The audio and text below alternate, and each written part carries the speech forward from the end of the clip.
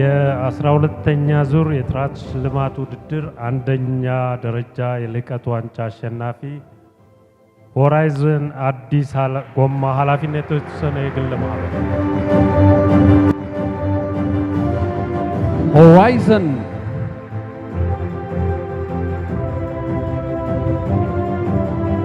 አዲስ ሳይር ፒኤልሲ የ12ኛ ዙር የአንደኛ ደረጃ የልቀት ተሸላሚ በመሆን አጠናቋል።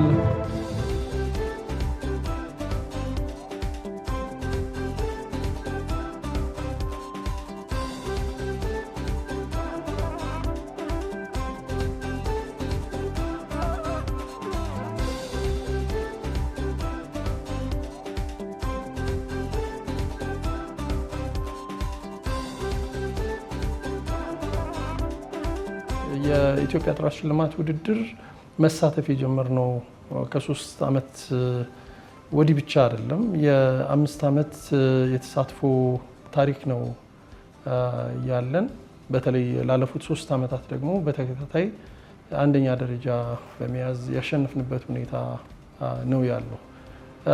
ለዚህ እንግዲህ ምክንያት ብዬ በዋናነት የማስቀምጠው የሊደርሺፕ የማኔጅመንት ኮሚትመንት ነው።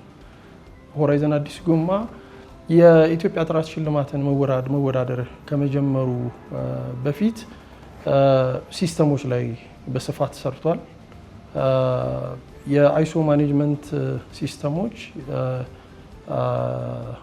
የጥራት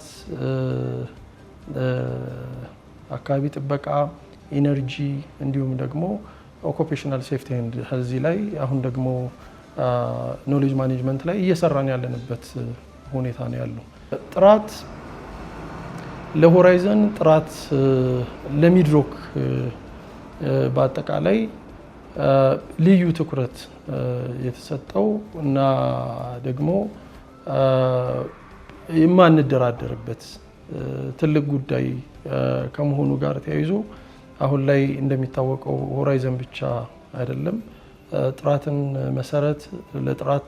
መሰረት አድርገው ለጥራት ልዩ ትኩረት ሰጥተው የሚሰሩ ድርጅቶች እጅግ እየበዙ እየጨመሩ የትግበራ ሌቭሉም ደግሞ እየጨመረ የመጣበት ሁኔታ ነው ያለው።